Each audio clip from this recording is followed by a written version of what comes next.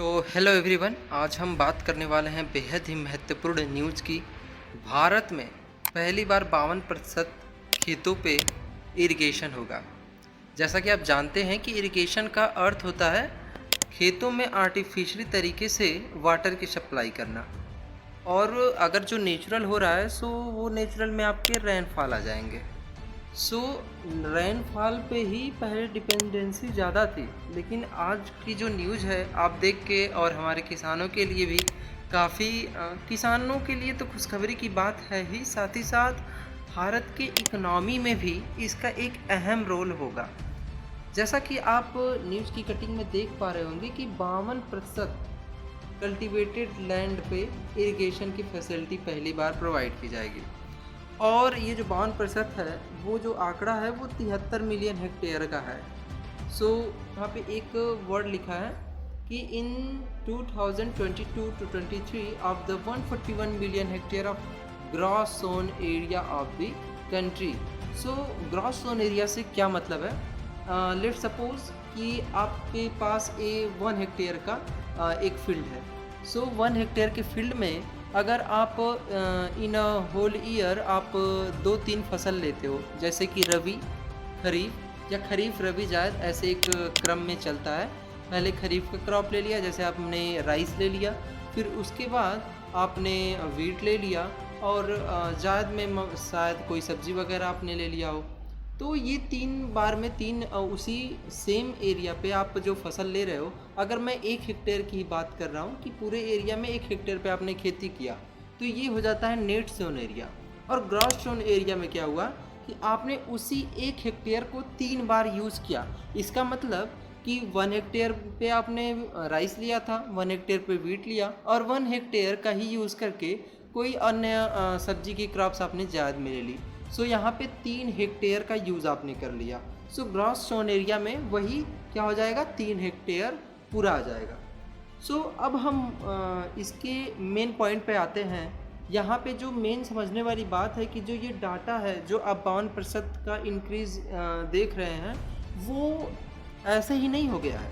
इसके पीछे बहुत से रीज़न है, और एक उन्हीं रीजनों में से एक सबसे बड़ा रीजन तेलंगाना स्टेट का है। वो एक बहुत ही अहम भूमिका इस इंक्रीजिंग ग्रोथ में लेके आया है। सो आइए हम उसे थोड़ा सा समझने का प्रयत्न करते हैं। तो ये कहानी शुरू होती है जून 2, 2014 से, जब तेलंगाना आंध्र प्रदेश से कट के बना हुआ। उस समय की स्थिति इतनी दयनीय थी, सारे वाटर टैंक सूख गए थे, पानी की बड़ी ही किल्लत थी। लोग पानी की तलाश में दूर दूर तक जाया करते थे। पानी के इस समस्या के कारण बहुत से किसानों ने वहाँ बोरवेल लगाने की कोशिश की, परंतु वो उसमें विफल रहे। ये समस्या के कारण बहुत सारे किसानों ने सुसाइड कर लिया, क्योंकि जो वहाँ की जनसंख्या थी वो लगभग 55% एग्रीकल्चर पे डिपेंड थी। अब इतनी दयनीय स्थिति के कारण किसानों की ने उम्मीद छोड़ दिया था। तभी एंट्री होती है एक तेलंगाना के हीरो, जो उस समय सबसे पहले इलेक्टेड चीफ मिनिस्टर हुए, के चंद्रशेखर राव, जिन्होंने काफ़ी लंबे समय से चल रही पानी की समस्याओं को दूर किया।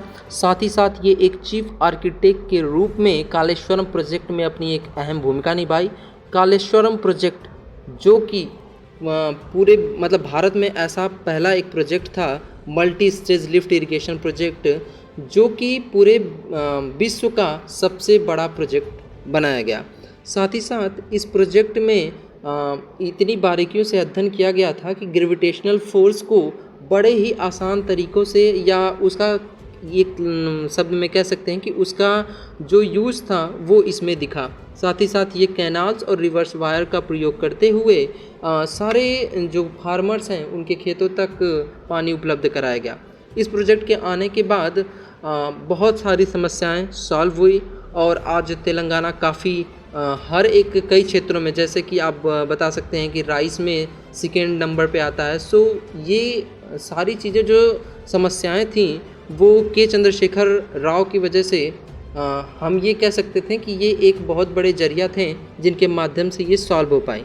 और आज तेलंगाना जो स्टेट है वो काफ़ी अच्छे स्तर पे विकसित है। आप देखेंगे तो कई क्षेत्रों में तेलंगाना स्टेट आज आगे बढ़ रहा है और अग्रसर भी है।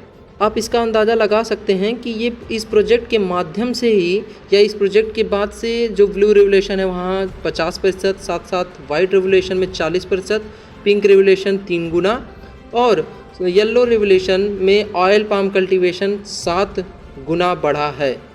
तो ये काफ़ी अहम था। यदि आप इस वीडियो से काफ़ी कुछ सीख पाए हो या आपको ये वीडियो पसंद आया हो तो वीडियो को लाइक और सब्सक्राइब करना ना भूलें और अपने मित्रों के साथ जो इस समय अपने पढ़ाई में हैं या पढ़ाई के दौरान जो अन्य चीज़ों की तैयारी कर रहे हैं उनके साथ शेयर करना ना भूलें। ठीक है, मिलते हैं नेक्स्ट वीडियो में, तब तक के लिए जय हिंद।